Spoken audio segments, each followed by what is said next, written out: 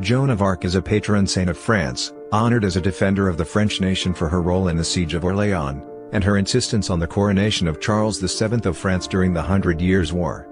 Stating that she was acting under divine guidance, she became a military leader who transcended gender roles, and gained recognition as a savior of France. Joan was born to a propertied peasant family at Domrémy in northeast France. In 1428, she requested to be taken to Charles, later testifying that she was guided by visions from the archangel Michael, Saint Margaret, and Saint Catherine to help him save France from English domination. Convinced of her devotion and purity, Charles sent Joan, who was about 17 years old, to the siege of Orléans as part of a relief army. She arrived at the city in April 1429, wielding her banner, and bringing hope to the demoralized French army. 9 days after her arrival, the English abandoned the siege. Joan encouraged the French to aggressively pursue the English during the Loire Campaign, which culminated in another decisive victory at Patay, opening the way for the French army to advance on Reims unopposed, where Charles was crowned as the King of France with Joan at his side.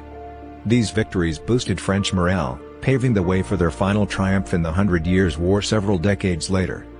After Charles's coronation, Joan participated in the unsuccessful siege of Paris in September 1429, and the failed siege of La Charité in November. Her role in these defeats reduced the court's faith in her. In early 1430, Joan organized a company of volunteers to relieve Compiègne, which had been besieged by the Burgundians, French allies of the English. She was captured by Burgundian troops on 23 May. After trying unsuccessfully to escape, she was handed to the English in November. She was put on trial by Bishop Pierre Cauchon on accusations of heresy, which included blaspheming by wearing men's clothes, acting upon visions that were demonic, and refusing to submit her words and deeds to the judgment of the Church. She was declared guilty, and burned at the stake on May 30, 1431, aged about 19. In 1456, an inquisitorial court reinvestigated Joan's trial, and overturned the verdict, declaring that it was tainted by deceit and procedural errors. Joan has been revered as a martyr, and viewed as an obedient daughter of the Roman Catholic Church, an early feminist, and a symbol of freedom and independence. After the French Revolution, she became a national symbol of France. In 1920, Joan of Arc was canonized by the Roman Catholic Church, and, 2 years later, was declared one of the patron saints of France. She is portrayed in numerous cultural works, including literature, paintings, sculptures, and music. Joan of Arc's name was written in a variety of ways. There is no standard spelling of her name before the 16th century. Her last name was usually written as Dark without an apostrophe, but there are variants such as Tark, Dart or Day. Her father's name was written as Tart at her trial. She was called Jeanne de Domrémy in Charles VII's 1429 letter granting her a coat of arms. Joan may never have heard herself called Jeanne d'Arc. The first written record of her being called by this name is in 1455, 24 years after her death. She was not taught to read and write in her childhood, and so dictated her letters. She may have later learned to sign her name, as some of her letters are signed, and she may even have learned to read. Joan referred to herself in the letters as Jeanne la Pucelle, Joan the Maiden, or as la Pucelle, the Maiden, emphasizing her virginity, and she signed Jeanne. In the 16th century, she became known as the Maid of Orleans. Joan of Arc was born around 1412 in Domrémy, a small village in the Meuse Valley now in the Vosges department in the northeast of France. Her date of birth is unknown, and her statements about her age were vague. Her parents were Jacques d'Arc and Isabelle Romay. Joan had 3 brothers and a sister. Her father was a peasant farmer with about 50 acres, 20 hectares, of land, and he supplemented the family income as a village official, collecting taxes, and heading the local watch. She was born during the 100 Years' War between England and France, which had begun in 1337 over the status of English territories in France, and English claims to the French throne. Nearly all the fighting had taken place in France, devastating its economy. At the time of Joan's birth, France was divided politically. The French King Charles VI had recurring bouts of mental illness, and was often unable to rule. His brother Louis, Duke of Orléans, and his cousin John the Fearless, Duke of Burgundy, quarreled over the regency of France. In 1407, the Duke of Burgundy ordered the assassination of the Duke of Orléans, precipitating a civil war. Charles of Orléans succeeded his father as Duke at the age of 13, and was placed in the custody of Bernard, Count of Armagnac. His supporters became known as Armagnacs, while supporters of the Duke of Burgundy became known as Burgundians. The future French King Charles VII had assumed the title of Dauphin, heir to the throne, after the deaths of his 4 older brothers, and was associated with the Armagnacs. Henry V of England exploited France's internal divisions when he invaded in 1415. The Burgundians took Paris in 1418. In 1419, the Dauphin offered a truce to negotiate peace with the Duke of Burgundy, but the Duke was assassinated by Charles's Armagnac partisans during the negotiations. The new Duke of Burgundy, Philip the Good, allied with the English. Charles VI accused the Dauphin of murdering the Duke of Burgundy, and declared him unfit to inherit the French throne. During a period of illness, Charles's wife Isabeau of Bavaria stood in for him, and signed the Treaty of Troyes, which gave their daughter Catherine of Valois in marriage to Henry V, granted the succession of the French throne to their heirs, and effectively disinherited the Dauphin. This caused rumors that the Dauphin was not King Charles VI's son, but the offspring of an adulterous affair between Isabeau and the murdered Duke of Orléans. In 1422, Henry V and Charles VI died within 2 months of each other. The 9-month-old Henry VI of England was the nominal heir of the Anglo-French dual monarchy as agreed in the treaty, but the Dauphin also claimed the French throne. In her youth, Joan did household chores, spun wool, helped her father in the fields, and looked after their animals. Her mother provided Joan's religious education. Much of Domrémy lay in the Duchy of Bar, whose precise feudal status was unclear, though surrounded by pro-Burgundian lands, its people were loyal to the Armagnac cause. By 1419, the war had affected the area, and in 1425, Domrémy was attacked, and cattle were stolen. This led to a sentiment among villagers that the English must be expelled from France to achieve peace. Joan had her first vision after this raid. Joan later testified that when she was 13, around 1425, a figure she identified as Saint Michael surrounded by angels appeared to her in the garden. After this vision, she said she wept because she wanted them to take her with them. Throughout her life, she had visions of St. Michael, a patron saint of the Domrémy area who was seen as a defender of France. She stated that she had these visions frequently, and that she often had them when the church bells were rung. Her visions also included St. Margaret, and St. Catherine, although Joan never specified, they were probably Margaret of Antioch, and Catherine of Alexandria, those most known in the area. Both were known as virgin saints who strove against powerful enemies, were tortured, and martyred for their beliefs, and preserved their virtue to the death. Joan testified that she swore a vow of virginity to these voices. When a young man from her village alleged that she had broken a promise of marriage, Joan stated that she had made him no promises, and his case was dismissed by an ecclesiastical court. During Joan's youth, a prophecy circulating in the French countryside, based on the visions of Marie Robina of Avignon, promised an armed virgin would come forth to save France. Another prophecy, attributed to Merlin, stated that a virgin carrying a banner would put an end to France's suffering. Joan implied she was this promised maiden, reminding the people around her that there was a saying that France would be destroyed by a woman but would be restored by a virgin. In May 1428, she asked her uncle to take her to the nearby town of Vaucouleurs, where she petitioned the garrison commander, Robert de Baudricourt, for an armed escort to the Armagnac court at Chinon. Baudricourt harshly refused, and sent her home. In July, Domrémy was raided by Burgundian forces which set fire to the town, destroyed the crops, and forced Joan, her family, and the other townspeople to flee. She returned to Vaucouleurs in January 1429. Her petition was refused again, but by this time she had gained the support of 2 of Baudricourt's soldiers, Jean de Metz, and Bertrand de Poulengy. Meanwhile, she was summoned to Nancy under safe conduct by Charles II, Duke of Lorraine, who had heard about Joan during her stay at Vaucouleurs. The Duke was ill, and thought she might have supernatural powers that could cure him. She offered no cures, but reprimanded him for living with his mistress. Henry V's brothers, John of Lancaster, 1st Duke of Bedford, and Humphrey, Duke of Gloucester had continued the English conquest of France. Most of northern France, Paris, and parts of southwestern France were under Anglo-Burgundian control. The Burgundians controlled Reims, the traditional site for the coronation of French kings. Charles had not yet been crowned, and doing so at Reims would help legitimize his claim to the throne.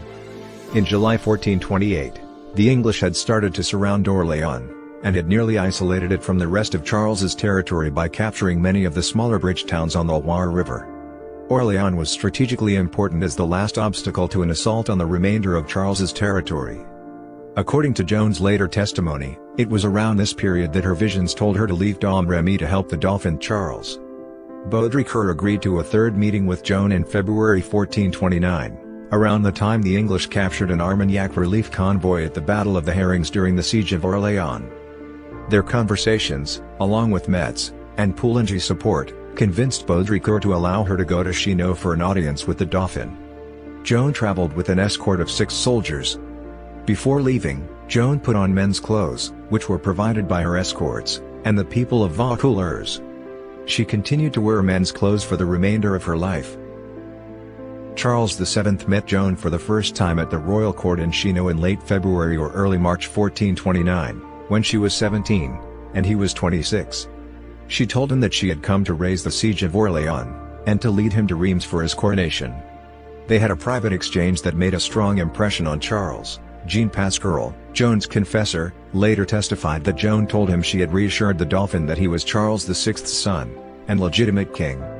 Charles, and his council needed more assurance, and sent Joan to Poitiers to be examined by a council of theologians, who declared that she was a good person, and a good Catholic.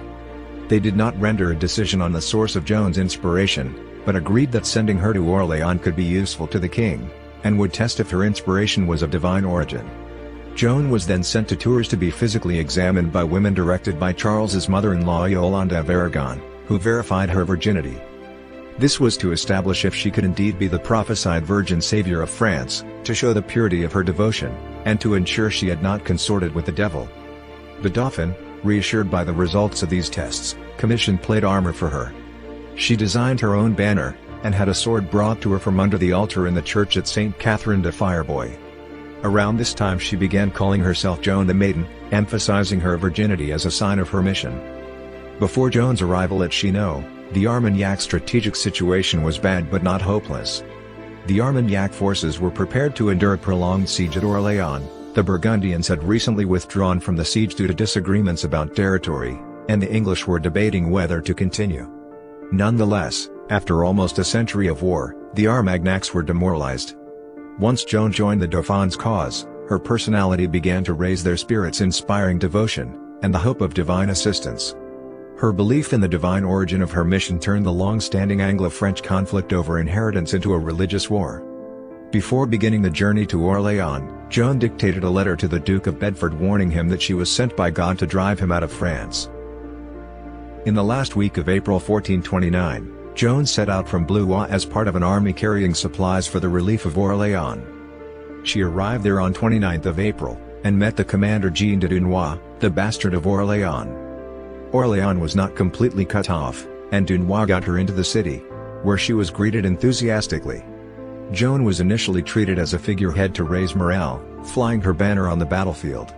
She was not given any formal command or included in military councils, but quickly gained the support of the Armagnac troops.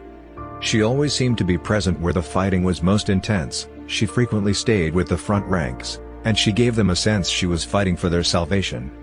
Armagnac commanders would sometimes accept the advice she gave them, such as deciding what position to attack, when to continue an assault, and how to place artillery.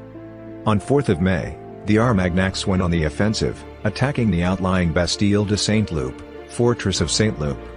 Once Joan learned of the attack, she rode out with her banner to the site of the battle, a mile east of Orléans. She arrived as the Armagnac soldiers were retreating after a failed assault.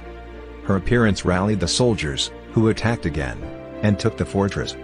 On 5th of May, no combat occurred since it was Ascension Thursday, a feast day. She dictated another letter to the English warning them to leave France, and had it tied to a bolt which was fired by a crossbowman. The Armagnacs resumed their offensive on 6th of May, capturing Saint-Jean-le-Blanc, which the English had deserted. The Armagnac commanders wanted to stop, but Joan encouraged them to launch an assault on Les Augustins, an English fortress built around a monastery. After its capture, the Armagnac commanders wanted to consolidate their gains, but Joan again argued for continuing the offensive. On the morning of 7th of May, the Armagnacs attacked the main English stronghold, Les Tourelles. Joan was wounded by an arrow between the neck, and shoulder while holding her banner in the trench on the south bank of the river, but later returned to encourage the final assault that took the fortress. The English retreated from Orléans on 8 May, ending the siege. At Chinon, Joan had declared that she was sent by God. At Poitiers, when she was asked to show a sign demonstrating this claim, she replied that it would be given if she were brought to Orléans. The lifting of the siege was interpreted by many people to be that sign. Prominent clergy such as Jacques Gelou, Archbishop of Embrun, and the theologian Jean Gerson wrote treatises in support of Joan after this victory. In contrast, the English saw the ability of this peasant girl to defeat their armies as proof she was possessed by the devil. After the success at Orléans, Joan insisted that the Armagnac forces should advance promptly toward Reims to crown the Dauphin. Charles allowed her to accompany the army under the command of John II, Duke of Alençon, who collaboratively worked with Joan, and regularly heeded her advice. Before advancing toward Reims, the Armagnacs needed to recapture the bridge towns along the Loire, Jargeau, Meung-sur-Loire, and Beaugency.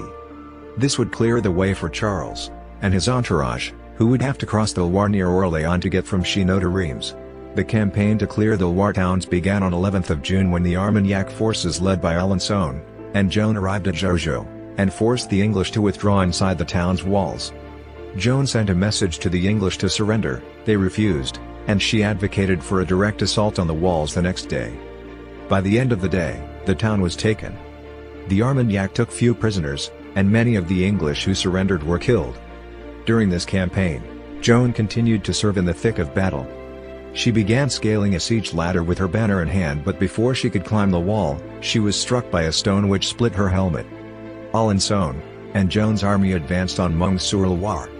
On 15 June, they took control of the town's bridge, and the English garrison withdrew to a castle on the Loire's north bank.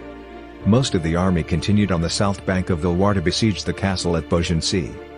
Meanwhile, the English army from Paris under the command of Sir John Fastolf had linked up with the garrison in Meung, and traveled along the north bank of the Loire to relieve Beaugency. Unaware of this, the English garrison at Beaugency surrendered on 18 June. The main English army retreated toward Paris. Joan urged the Armagnacs to pursue them, and the two armies clashed at the Battle of Patay later that day. The English had prepared their forces to ambush an Armagnac attack with hidden archers, but the Armagnac vanguard detected and scattered them. A rout ensued that decimated the English army. Fastolf escaped with a small band of soldiers, but many of the English leaders were captured. Joan arrived at the battlefield too late to participate in the decisive action, but her encouragement to pursue the English had made the victory possible. After the destruction of the English army at Patay, some Armagnac leaders argued for an invasion of English-held Normandy, but Joan remained insistent that Charles must be crowned. The Dauphin agreed, and the army left Jean on 29 June to march on Reims. The advance was nearly unopposed. The Burgundian-held town of Auxerre surrendered on 3 July after 3 days of negotiations, and other towns in the army's path returned to Armagnac allegiance without resistance. Troyes, which had a small garrison of English and Burgundian troops, was the only one to resist. After 4 days of negotiation, Joan ordered the soldiers to fill the city's moat with wood, and directed the placement of artillery. Fearing an assault, Troyes negotiated a surrender. Reims opened its gates on July 16, 1429. Charles, Joan, and the army entered in the evening, and Charles's consecration took place the following morning. Joan was given a place of honor at the ceremony, and announced that God's will had been fulfilled. After the consecration, the royal court negotiated a truce of 15 days with the Duke of Burgundy, who promised he would try to arrange the transfer of Paris to the Armagnacs while continuing negotiations for a definitive peace. At the end of the truce, Burgundy reneged on his promise. Joan and the Duke of Alençon favored a quick march on Paris, but divisions in Charles's court, and continued peace negotiations with Burgundy led to a slow advance. As the Armagnac army approached Paris, many of the towns along the way surrendered without a fight. On 15 August, the English forces under the Duke of Bedford confronted the Armagnacs near Montpellier in a fortified position that the Armagnac commanders thought was too strong to assault. Joan rode out in front of the English positions to try to provoke them to attack. They refused, resulting in a standoff. The English retreated the following day. The Armagnacs continued their advance, and launched an assault on Paris on 8 September. During the fighting, Joan was wounded in the leg by a crossbow bolt. She remained in a trench beneath the city walls until she was rescued after nightfall.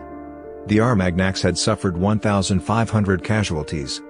The following morning, Charles ordered an end to the assault. Joan was displeased, and argued that the attack should be continued. She, and Alençon had made fresh plans to attack Paris, but Charles dismantled a bridge approaching Paris that was necessary for the attack, and the Armagnac army had to retreat. After the defeat at Paris, Joan's role in the French court diminished. Her aggressive independence did not agree with the court's emphasis on finding a diplomatic solution with Burgundy, and her role in the defeat at Paris reduced the court's faith in her. After the defeat, scholars at the University of Paris argued that she failed to take Paris because her inspiration was not divine. In September, Charles disbanded the army, and Joan was not allowed to work with the Duke of Alençon again.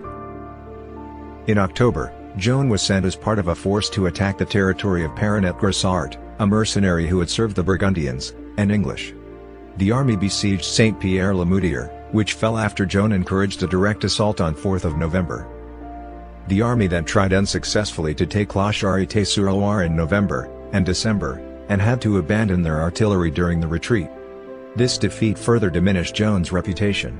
Joan returned to court at the end of December, where she learned that she and her family had been ennobled by Charles as a reward for her services to him and the kingdom.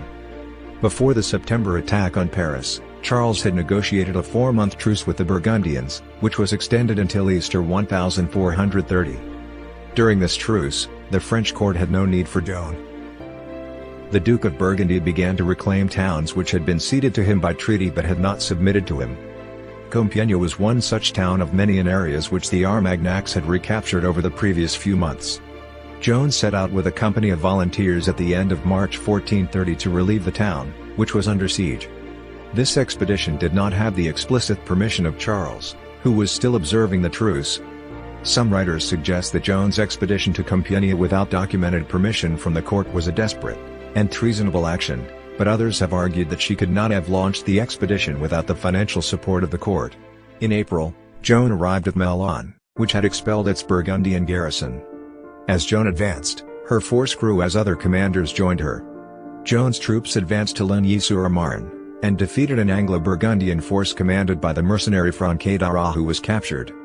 Typically, he would have been ransomed or exchanged by the capturing force, but Joan allowed the townspeople to execute him after a trial.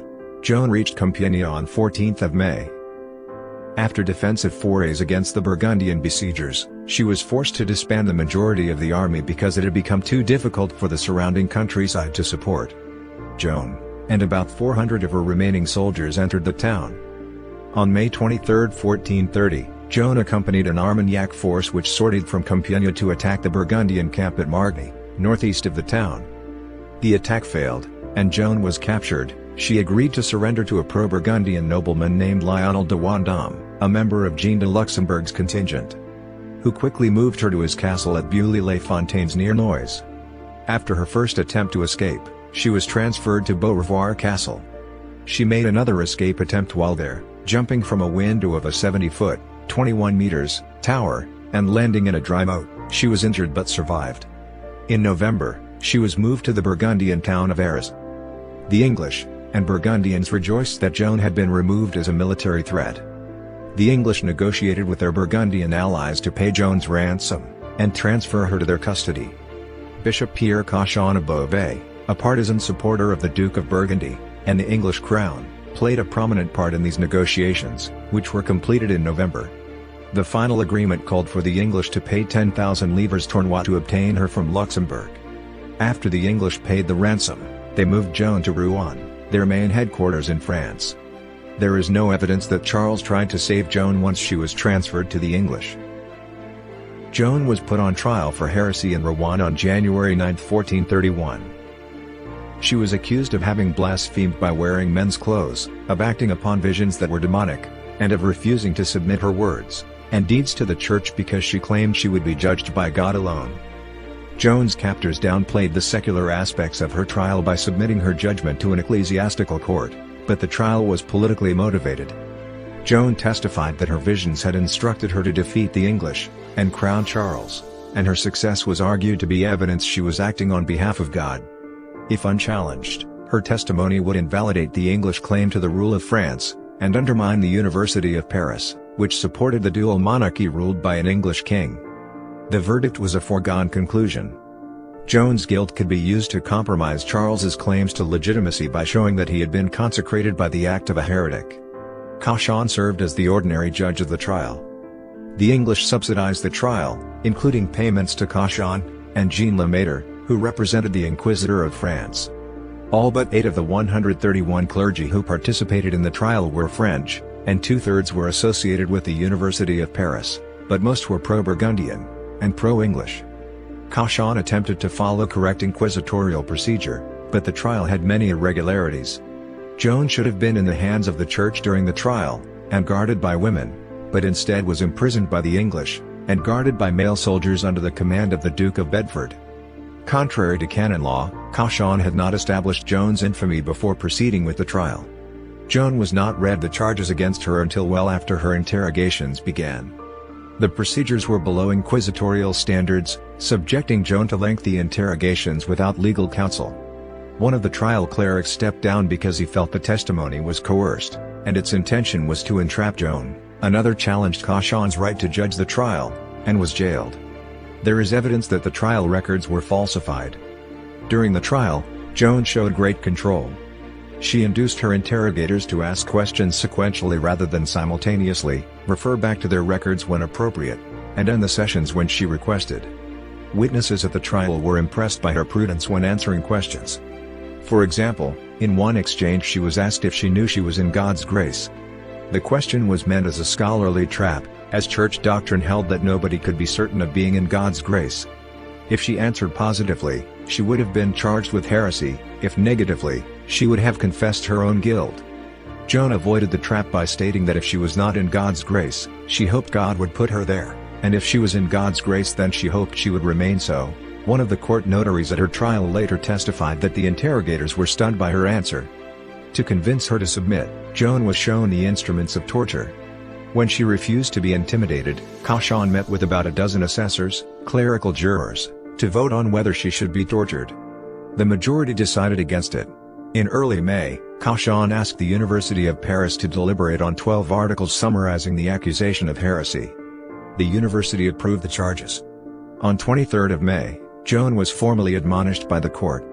The next day, she was taken out to the churchyard of the Abbey of Saint-Ouen for public condemnation. As Cauchon began to read Joan's sentence, she agreed to submit. She was presented with an abjuration document, which included an agreement that she would not bear arms or wear men's clothing. It was read aloud to her, and she signed it. Public heresy was a capital crime, in which an unrepentant or relapsed heretic could be given over to the judgment of the secular courts, and punished by death. Having signed the abjuration, Joan was no longer an unrepentant heretic, but could be executed if convicted of relapsing into heresy. As part of her abjuration, Joan was required to renounce wearing men's clothes. She exchanged her clothes for a woman's dress, and allowed her head to be shaved. She was returned to her cell, and kept in chains instead of being transferred to an ecclesiastical prison. Witnesses at the rehabilitation trial stated that Joan was subjected to mistreatment and rape attempts, including one by an English noble, and that guards placed men's clothes in her cell, forcing her to wear them. Cauchon was notified that Joan had resumed wearing male clothing. He sent clerics to admonish her to remain in submission, but the English prevented them from visiting her. On 28th of May, Cauchon went to Joan's cell, along with several other clerics. According to the trial record, Joan said that she had gone back to wearing men's clothes because it was more fitting that she dress like a man while being held with male guards, and that the judges had broken their promise to let her go to mass, and to release her from her chains. She stated that if they fulfilled their promises, and placed her in a decent prison, she would be obedient. When Cauchon asked about her visions, Joan stated that the voices had blamed her for abjuring out of fear, and that she would not deny them again. As Joan's abjuration had required her to deny her visions, this was sufficient to convict her of relapsing into heresy, and to condemn her to death. The next day, 42 assessors were summoned to decide Joan's fate. 2 recommended that she be abandoned to the secular courts immediately, the rest recommended that the abjuration be read to her again, and explained. In the end, they voted unanimously that Joan was a relapsed heretic, and should be abandoned to the secular power, the English, for punishment. At about the age of 19, Joan was executed on May 30, 1431. In the morning, she was allowed to receive the sacraments despite court process requiring they be denied to heretics. She was then taken to Rouen Vieux Marché, Old Marketplace, where she was publicly read her sentence of condemnation. At this point, she should have been turned over to the appropriate authority, the bailiff of Rouen, for secular sentencing, but instead was delivered directly to the English, and tied to a tall plastered pillar for execution by burning. She asked to view a cross as she died, and was given one an English soldier made from a stick, which she kissed, and placed next to her chest. A processional crucifix was fetched from the church of Saint Sauveur. She embraced it before her hands were bound, and it was held before her eyes during her execution. After her death, her remains were thrown into the Seine River. The military situation was not changed by Joan's execution. Her triumphs had raised Armagnac morale, and the English were not able to regain momentum. Charles remained King of France, despite a rival coronation held for the 10-year-old Henry VI of England at Notre Dame Cathedral in Paris in 1431. In 1435, the Burgundians signed the Treaty of Arras, abandoning their alliance with England. 22 years after Joan's death, the war ended with a French victory at the Battle of Castellon in 1453, and the English were expelled from all of France except Calais. Joan's execution created a political liability for Charles, implying that his consecration as the King of France had been achieved through the actions of a heretic. On February 15, 1450, a few months after he regained Rouen, Charles ordered Guillaume Bouy, a theologian, and former rector of the University of Paris, to open an inquest. In a brief investigation, Bouy interviewed 7 witnesses of Joan's trial, and concluded that the judgment of Joan as a heretic was arbitrary. She had been a prisoner of war treated as a political prisoner, and was put to death without basis. Bouy's report could not overturn the verdict, but it opened the way for the later retrial. In 1452, a second inquest into Joan's trial was opened by Cardinal Guillaume d'Estaville, papal legate, and relative of Charles, and Jean Brul, the recently appointed Inquisitor of France, who interviewed about 20 witnesses. The inquest was guided by 27 articles describing how Joan's trial had been biased. Immediately after the inquest, d'Estaville went to Orléans on 9 June, and granted an indulgence to those who participated in the ceremonies in Joan's honor on 8 May, commemorating the lifting of the siege.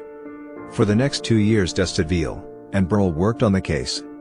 Brul forwarded a petition from Joan's mother, Isabel, and Joan's 2 brothers Jean and Pierre, to Pope Nicholas V in 1454.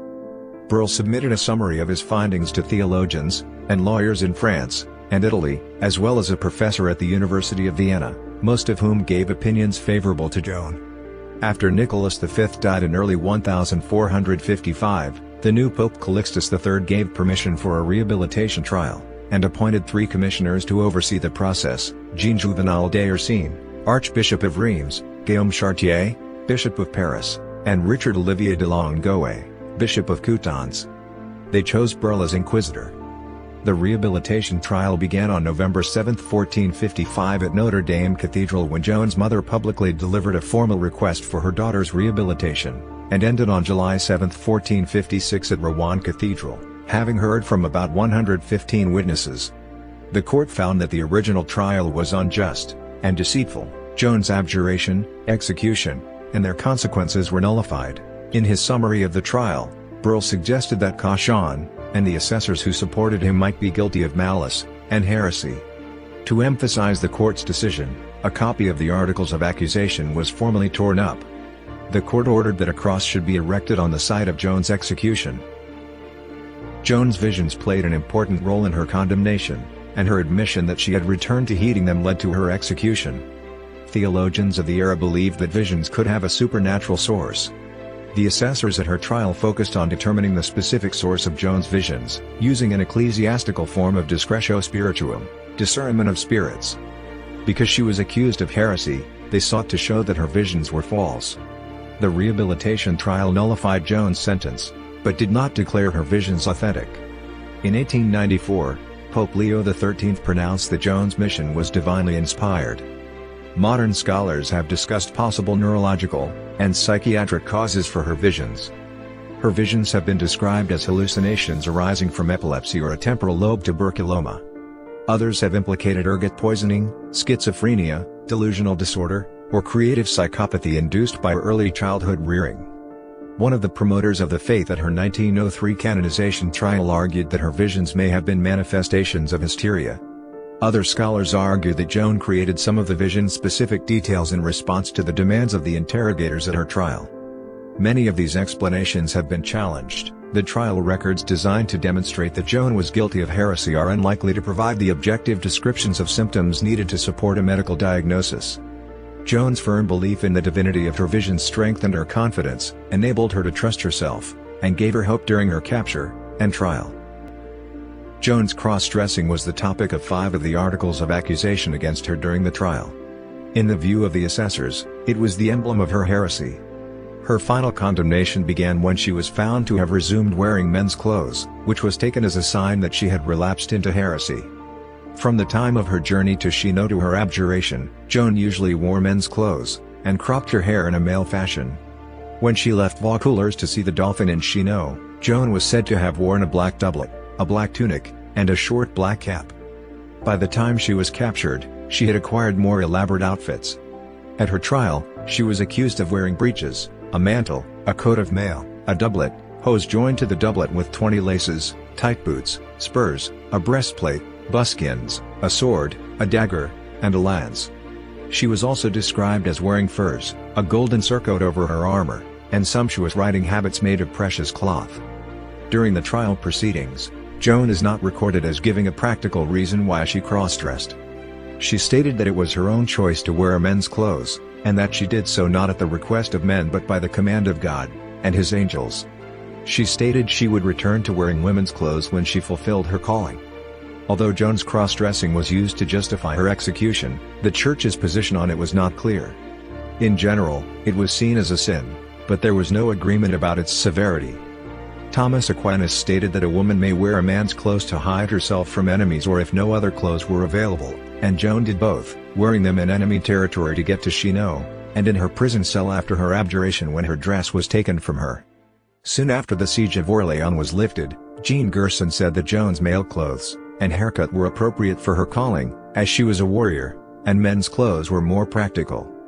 Cross-dressing may have helped her maintain her virginity by deterring rape, and signaling her unavailability as a sexual object. Scholars have stated that when she was imprisoned, wearing men's clothes would have only been a minor deterrent to rape as she was shackled most of the time. For most of her active life, Joan did not cross-dress to hide her gender. Rather, it may have functioned to emphasize her unique identity as La Pucelle, a model of virtue that transcends gender roles, and inspires people. Joan is one of the most studied people of the Middle Ages, partly because her 2 trials provided a wealth of documents.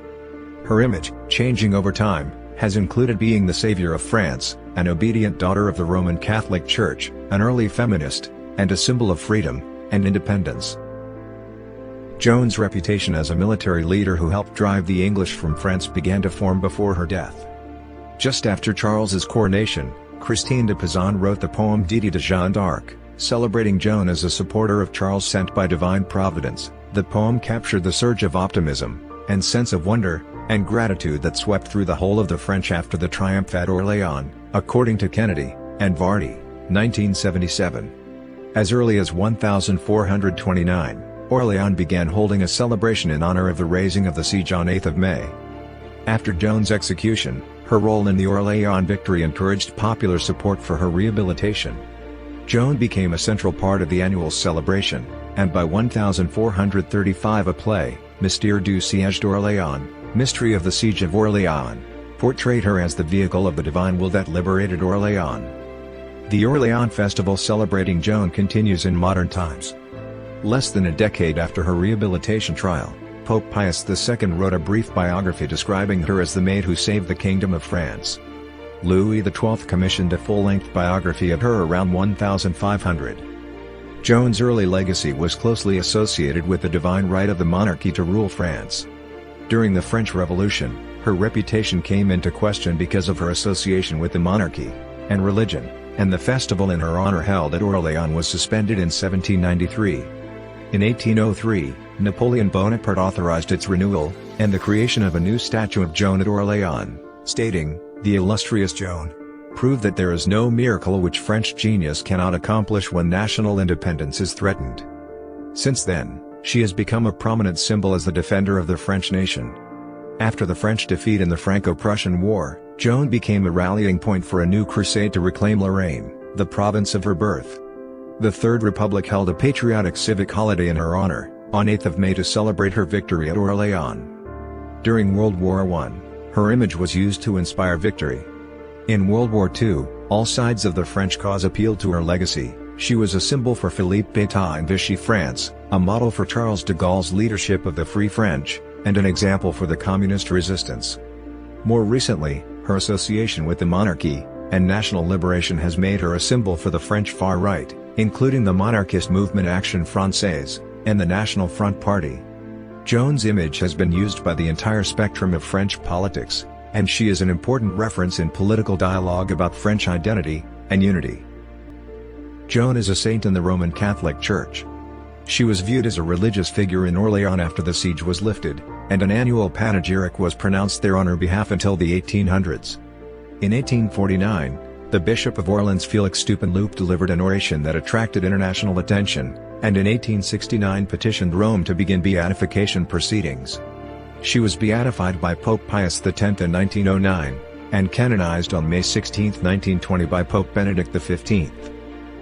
Her feast day is 30th of May, the anniversary of her execution. In an apostolic letter, Pope Pius XI declared Joan one of the patron saints of France on March 2, 1922. Joan was canonized as a virgin, not as a Christian martyr, because she had been put to death by a canonically constituted court, which did not execute for her faith in Christ, but for her private revelation. Nevertheless, she has been popularly venerated as a martyr since her death, one who suffered for her modesty and purity, her country, and the strength of her convictions. Joan is also remembered as a visionary in the Church of England with a commemoration on 30th of May. She is revered in the pantheon of the Caudai religion. While Joan was alive, she was already being compared to biblical women heroes, such as Esther, Judith, and Deborah. Her claim of virginity, which signified her virtue and sincerity, was upheld by women of status from both the Armagnac and Burgundian English sides of the 100 Years' War, Yolande of Aragon, Charles's mother-in-law, and Anne of Burgundy, Duchess of Bedford. Joan has been described as a model of an autonomous woman who challenged traditions of masculinity and femininity to be heard as an individual in a patriarchal culture. Setting her own course by heeding the voices of her visions, she fulfilled the traditionally male role of a military leader, while maintaining her status as a valiant woman. Merging qualities associated with both genders, Joan has inspired numerous artistic and cultural works for many centuries. In the 19th century, hundreds of works of art about her, including biographies, plays, and musical scores, were created in France, and her story became popular as an artistic subject in Europe and North America. By the 1960s, she was the topic of thousands of books. Her legacy has become global, and inspires novels, plays, poems, operas, films, paintings, children's books, advertising, computer games, comics, and popular culture across the world.